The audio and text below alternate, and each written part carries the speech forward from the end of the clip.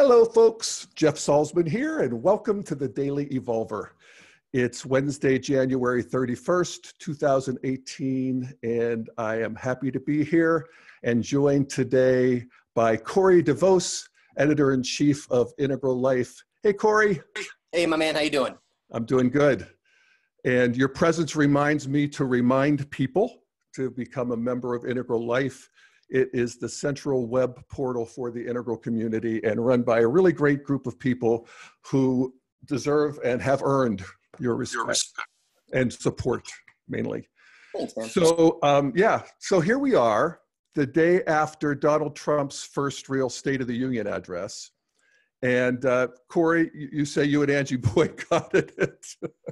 Yeah, we didn't really want to contribute to his live ratings. So we started the speech. I think we watched food shows on the Food Network for an hour. Oh, did you? That's good. And then tuned in for all the coverage afterwards. And I think that was probably good for our blood pressure. I did the same thing. I mean, I can't really watch him for long periods of time, particularly in that kind of a situation where he's like reading from a teleprompter. Yeah. I could sort of watch his, events or his interviews better, but yeah. Well, an hour and a half of that voice is that's a long time to endure. And then all the applause, it's interminable. Yeah. But at any rate, I did check in, of course, on the coverage, and I checked in on pieces of it and read it, which is a good way to go with him. I got an email this morning from a friend of mine who's an integral thinker who is, sort of secretly sympathetic to Trump. And his message was some version of, so how you feeling about Donald Trump this morning? And it was interesting when I read it because I realized that my liberal Boulder friends don't even ask me that question because they assume that I feel the same way they do, which is just a pure, unadulterated hatred for the guy. And I will say that, coming from my more integral self, I see that my green, Boulder, postmodern liberal Jeff does feel that way. And, anytime I veer into seeing what might be positive about Trump or at least Trump's impact, that Boulder liberal Jeff pulls me back and reminds me that this was the guy who, and I don't use this word often, this is the motherfucker who rode birtherism to political prominence. And I remember in real time just thinking how breathtakingly cynical, amoral, brazen it was, this bullshit that Obama was born in Kenya and was an illegitimate president, therefore, and a Muslim too, even though that doesn't make sense. And, I can get all worked up about that. And I will never forgive him for that. It's still stunning to me. And such an insight into the character of this man. And I realized that furthermore, I don't want to forgive him for that, even though I know forgiving him would be more enlightened. I don't want to be more enlightened. And actually, as an aside, I would say that I actually don't think it would be more enlightened. I think it would be some sort of a spiritual bypass. And the point is that I'm not there yet. And this is what an evolutionary view helps us to see is that, we always think about, we're putting ourselves at the top of this sort of hierarchy and so forth, because integralists and so forth. But actually, one of the great insights of evolutionary thought is that there's more to come. There's a bigger, better Jeff to come in the horizon. And that when you're an angry 13-year-old, sometimes you ought to just be an angry 13-year-old. And there's no sense pretending that you're not. But what I can do, and what I try to do, and on a good day do, and that is I try to witness my hatred. I can feel this repulsion from Trump. I can feel my body reactions. I can feel the contraction. I can feel the red flash of anger that rises and collects itself in my throat chakra, such that sometimes I must then shout the F word. And sometimes I allow myself that, and it's all good. And that kind of self-observation is not only fun, but it's quite evolutionarily potent. It's the key to developing this witness, this observing consciousness, is the key to contemplative practice of all kinds, and certainly integral practice. And the sort of radical reorientation is that we're not fixing ourselves. We're not trying to be better. We're not judging ourselves. We're simply witnessing ourselves with love and acceptance and understanding.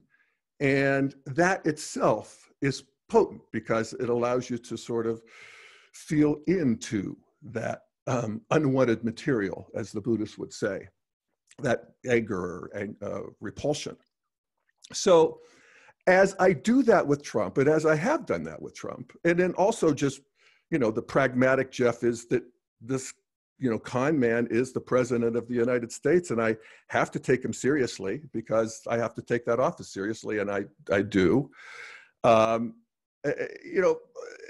Where it's gotten me in the last year or so is that I realized that being part of the resistance just isn't enough. Just that hatred just isn't enough. It feels stuck. And the worst of all, in terms of the erotic flow of emergence, it's boring. I don't want to lose what I have there, but I don't want to be limited by that either.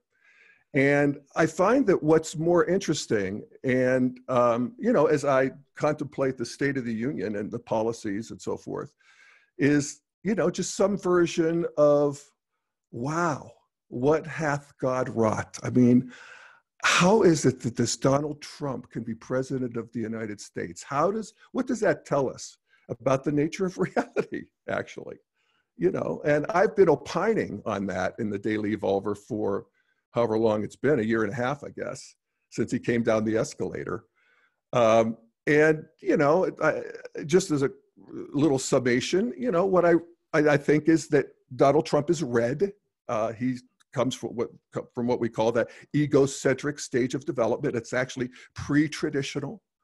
And seeing him makes me realize the power of red, and that red is still with us, even though at modern and postmodern, we've largely civilized it. We've certainly tried to marginalize it.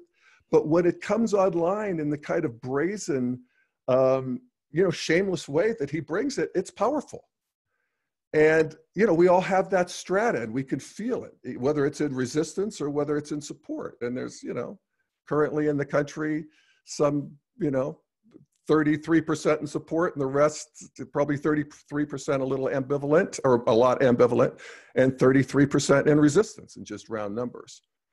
But it makes me realize that this river of evolution, this river of this anti-entropic, the river that's, as they say, running uphill, that there's a complexification of movement towards goodness, truth, and beauty, is a lot more turbulent than I thought. And it's full of all kinds of eddies and whirlpools and black swans. And that yet there is good that can come out of this. And so I think actually in the State of the Union, there are a couple of things that I'm actually pretty hopeful about. And I just want to talk about them briefly here, because we'll see how it all transpires. And, I really don't trust Trump in any kind of a way that I think what he said last night is what he'll say tomorrow or the next day. But, there's two big themes that he worked with, immigration and infrastructure, that I think really actually moved the ball. On immigration, he's putting out some version of what I think is a pretty good compromise that will actually happen. And that is that the Dreamers, the 1.5, 1.8 million people who are here because their parents brought them here illegally, but they were raised Americans, that these people have a path to citizenship in exchange for a border wall, a wall across the southern border. Maybe it's symbolic, maybe it's a bit of a fence, maybe there's a drone here and there, maybe whatever it is, but it's a wall. And this wall matters to this, for sure, It matters a lot to this 33% of the population. And, you know, from an integral perspective, we can see that there's, you know, there's a quality to a traditionalism, to this sort of pre-modern worldview that is ethnocentric, that, you know, has traditional sex roles and religious and so forth, is that it is fearful of the other, you know, and yet there these people are, they get to be here, and it's a democracy. And as far as I'm concerned, they can have their wall. If that makes them feel better, they can have their wall. It'd be a nice make-work project at any rate. In terms of chain migration, so-called, I can see the intelligence of limiting immigration to the immediate family, to spouse and children. As for the lottery, it's an interesting one because I have a personal experience with the lottery. One of my dearest friends is here as the result of it. And it is being terribly mischaracterized as, of course, political discourse is just dripping with exaggeration, manipulation, hypocrisy. That is just, you know, that's the skill set of politics. And in a way, legitimately, because that's how people get led, but that's another story. But the idea that this lottery just picks people at random from all across the planet and they're immediately let in is very wrong. I mean, my friend spent years and thousands of dollars on a very onerous process of proving that she was a solid and productive citizen, which she is. And I will say that, you know, that she came from a country that would not be on the map. It's one of the Trump's shithole countries, actually. And having people from all of these countries around the world does add to the mosaic of America. It adds richness, it adds multi-perspectives to our culture. But it gets so confused, and this is where I think integral thinking can really help with navigating this whole immigration issue. And that is, we get this confusion between a shithole country and a not shithole country with race, religion, where what is actually important is the altitude of development of the person that we're considering bringing into the country. And we don't want to be importing other cultures' pre-modern karmas. You know, their blood feuds and their ethnocentricities. We have enough of our own. So yes, I think, you know, do we want cousins and, you know, adult parents and so forth? Not necessarily. But we want people who are modern or postmodern or integral. And it seems like that's what's happening when I look at the statistics around African immigrants particularly, is that they are better educated and more successful in business than our native population. And that's an immigration system that's working, at least in a nation-centric way, at least working for America. Now, there's a world-centric argument that we should not be abetting their brain drain, that these third world countries, if you will, these developing countries need to keep their modernists and their postmodernists. These are people who are going to, you know, help their culture move forward. And we don't necessarily, from a world-centric perspective, want them to come to the developed countries, even though they may want to. But then that's complicated too, because I think of my friend who's over here, and she's now a citizen, and she has put together a very powerful internet project that she actually does it beneath the radar. And so she doesn't want to be named, but it has done tremendous good for her country of origin. And that's a good that she may not have been able to do if she had stayed there. So there you have it. I think that this is a reasonable compromise. Will Democrats go for it? I hope so, and I actually think they will, and here's why. First of all, I'd say that Republicans would not have gone for it if Obama were proposing it. And that just doesn't seem right. It just doesn't seem fair. You know, because it is amnesty, and it's always been such a trigger word. You know, fair enough, but it is amnesty. It is a move towards citizenship for the Dreamers, and they would never, period, have gone for that. But the Democrats should and will, I think, and here's another integral lesson that I think helps us understand why, even though that's not fair, it should happen. There is, if we look at people who are on the conservative side of the street, you know, they tend more towards absolutistic thinking. And traditionalism, that is the way of things. It's right and wrong, black and white, good and bad. Early modernists sort of keep that, still resonates with them. And there is something that's powerful about that. You're on the right side, and it's not very complex, and there you are, and it's more simple, and there's a solidarity among conservatives that liberals just can't seem to match, and nor should they, because liberals are on the other side of the street where there's shades of gray, and there's actually antibodies to these absolutistic claims. And so you have the Democrats coming out last night with 5 responses to Trump's State of the Union. And you know, you could parody it in a way. And it's like herding cats, as they say. But there's an upside to that too, because the liberal side of the street has more flexibility of mind, more creativity, more forward momentum. And let's appreciate that, because, you know, that wins the day ultimately. I mean, it feels like conservatives win the battles and the liberals win the war, if you ask me. I mean, because if you look at modern history, you see that on balance, it is the relentless installation of ever more liberal views, policies, whether it's cultural, sexual, economic, whatever it is.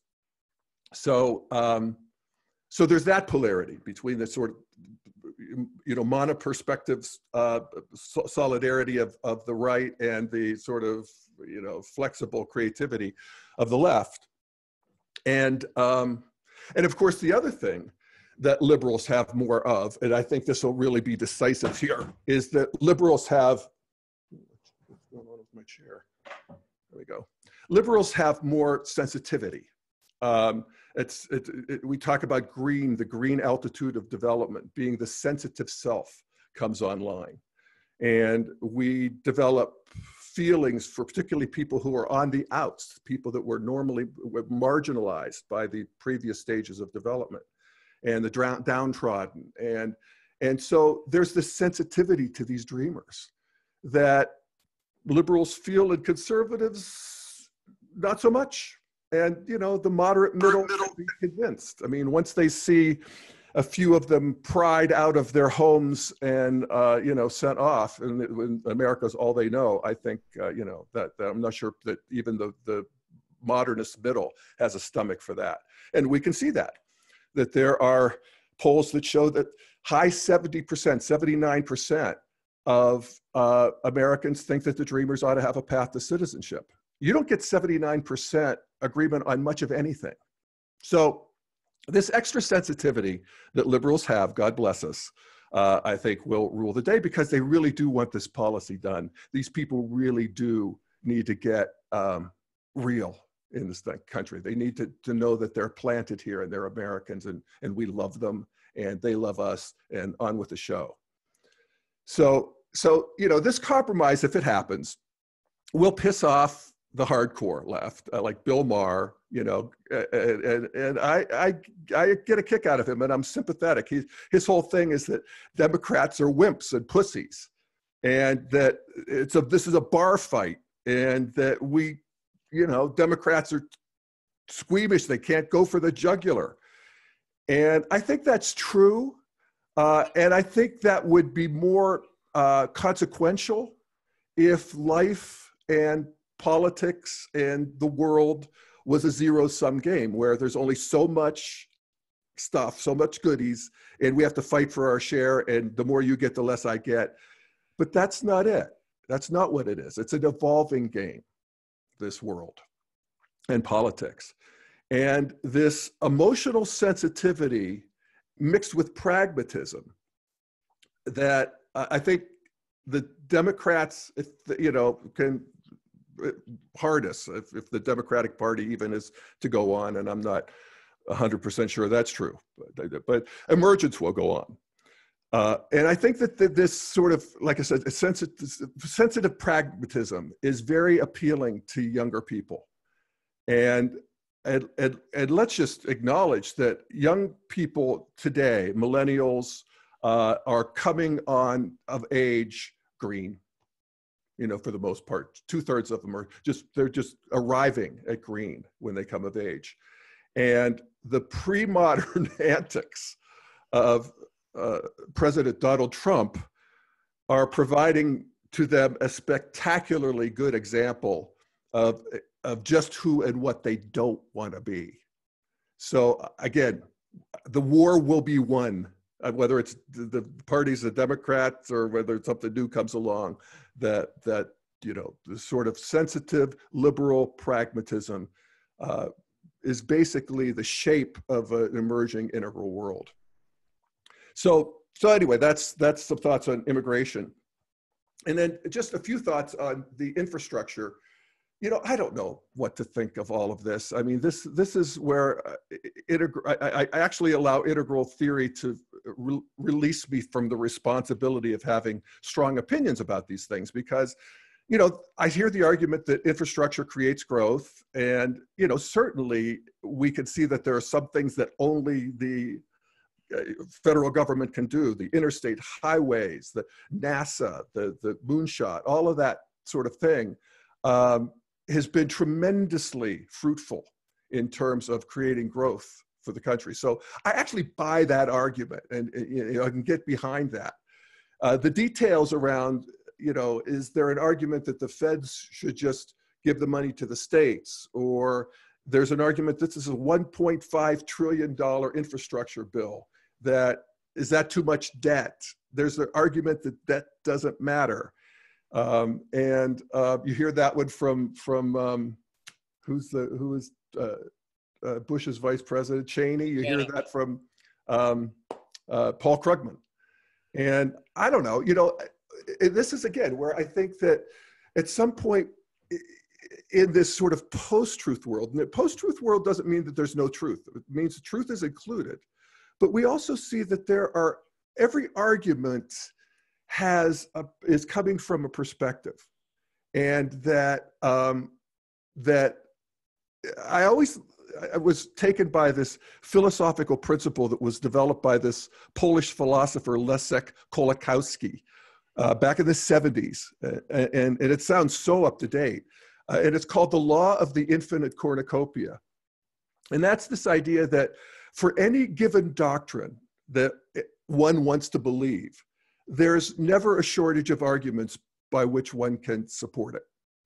And that's really true when you get into these economic arguments and arguments of prediction, where we're not exactly sure, and we do models. So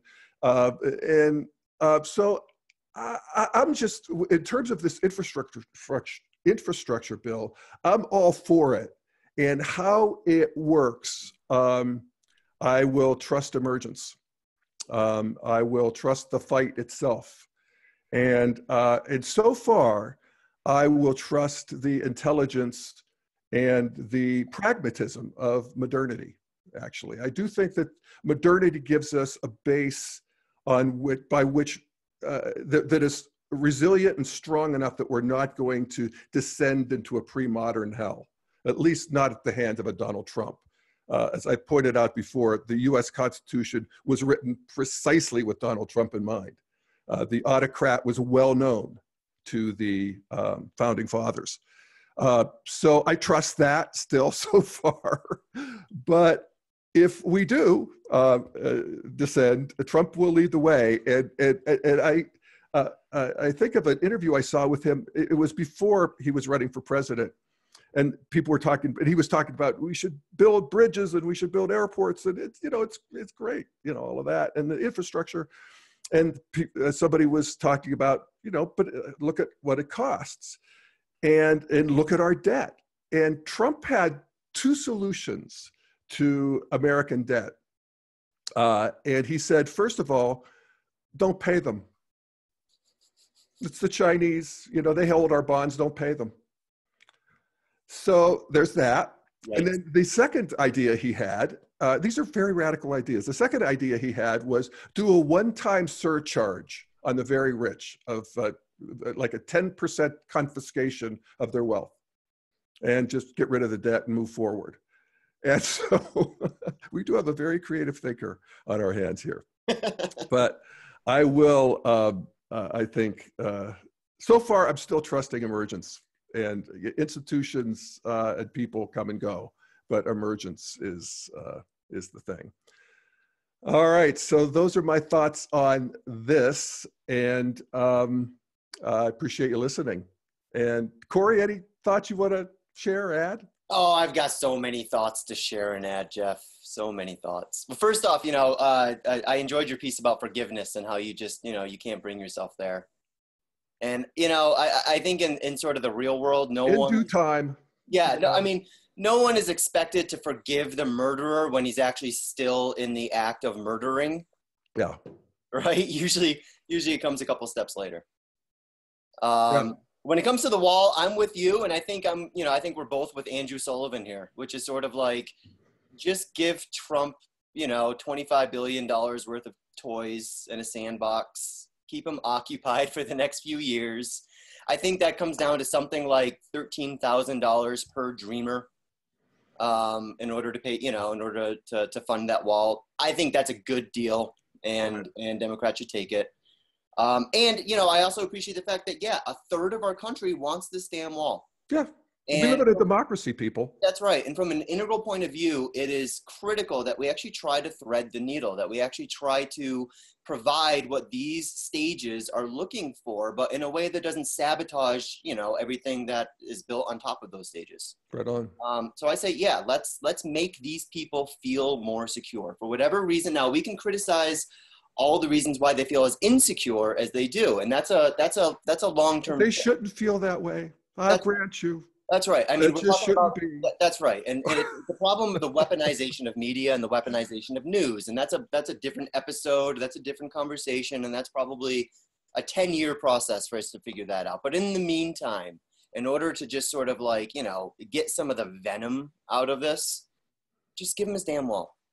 And, you know, and when it comes to infrastructure, I'm totally with you there. I mean, I think, look, when Trump was coming in, I thought that this was the big opportunity, right? And even though I saw Trump's redness, I saw how surrounded he was by sort of, you know, the worst of amber, not healthy amber, but very, very unhealthy sort of vitriolic amber. But I was like, you know, this is an opportunity for Trump's orange brand to really shine.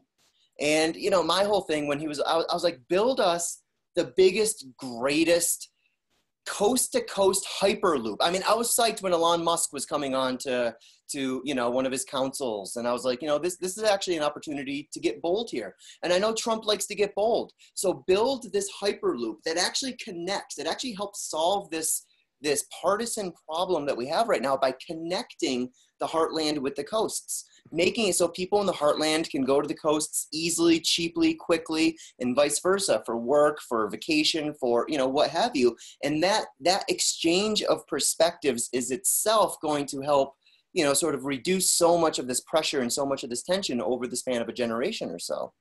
And, you know, and put your name on it in great big gold letters. Totally. You can see from space. Trump thing. You know, do it. And that's I feel like that was the opportunity. And you know, if he did that, America would love him. I mean, he would get what he was looking for. There's a chance that he's going to actually, you know, go down in history, certainly as a character. Yeah. I mean, I don't know whether he's going to be a villain. He plays one on TV. There's no doubt about it. Oh, he's the wrestling, yeah, totally. Yeah, exactly. But in terms of the actual consequence of his presidency, it's what hath God wrought? I mean, could you imagine living in more interesting times? I suppose you can, but we don't want to. That's the Chinese curse, right? This is as interesting as we can take. So anyway. Yeah. Well, and as for the speech last night, which again I boycotted, but I caught up afterwards. I sort of have two reactions. One, I'm really happy that the speech went as well as it did. For the sake of sort of the American soul, I'm glad it wasn't this red meat barn burn. He didn't come out and say, you know, he could have come out and said, guys, I'm closing down the FBI and I'm starting my own secret intelligence service. And, you know, I mean, all of this was within the realm of possibility, especially with this really stupid Nunes memo coming down the line, which again, I think that's worth a whole other episode. I mean, he, you know, this really could have been bad last night. And it was only, you know, kind of, sort of, whatever. As most State of the Union are. Sort of I mean, repulsive. Yeah, I'm only kind of repulsed. I'm not like, you know, right, stockpiling medicine or anything. So I'm happy for that. At the same time, though, you know, what really kills me is, and this is inevitable, and this is true with every administration, largely left and right, but the amount of credit that this guy's trying to take for the Obama economy. And I've got, you know, I just actually saw this thing getting shared around Reddit today. Let me share my screen real quick. And this kind of nails it. This chart right here, U.S. unemployment rate according to Trump supporters.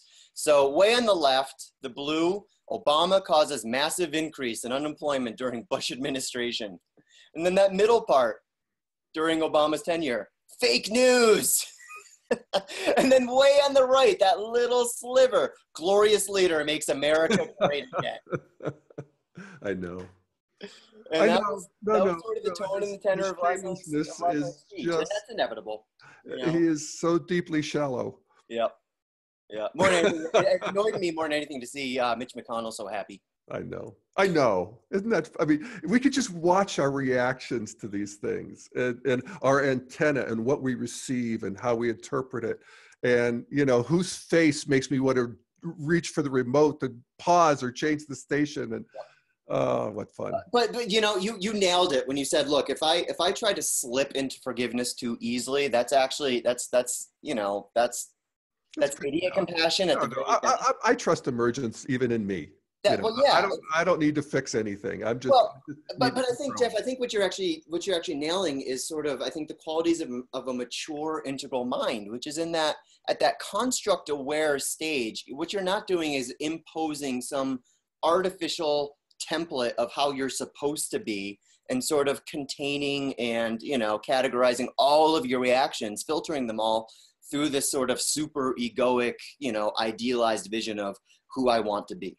And, right. And in a sense, that becomes just as artificial. And I think, you know, I see a lot of this on Facebook where people try to rush through a particular process that really requires a lot of, you know, psycho-spiritual kind of juice to unwind these knots and da-da-da-da. And they want to just kind of get to the finish line without having to go through. What fun is that? You know, and I think there's something, again, about this construct-aware mind where you sort of, you see yourself a little bit more transparently and you're okay with, you know, the goods and the bads and the peaks and the valleys. And, you know, you've always got in the back of your mind, well, that's something I need to work on. But what you're not doing is you're not pummeling yourself with sort of, you know, this either self-driven guilt or this misplaced ambition or, you know, whatever it might be that causes us to sort of pave over our own darkness and our own shadow. And, you know, this actually where the real growth is. And, totally. And this kind of relates to our Star Wars conversation. Like, we need that balance, that interplay of light and shadow, if we just want to be honest about who we are as human beings. Otherwise, we're only seeing a part of ourselves, and it's not necessarily very accurate. Right on, my friend. Yeah, brother. Yeah. Well, what fun is all of this? It's fantastic. Yes, indeed. All right. Well, I guess this show will go on, the Trump show. As will ours. Lives, probably. Oh, my God.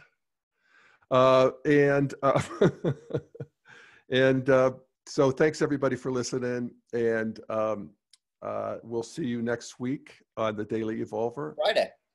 See you on Friday. Actually, I'm not going to be here live on Friday, but I recorded a really cool conversation with Greg Thomas on Ralph Ellison that will be plugged in here on Friday. And we just recorded it yesterday, so it's nice and fresh, but I'm going to go have a few days in the warm. Good for you. All right. All right, guys, take care. Thanks, Corey. Bye, everyone. Bye, everyone.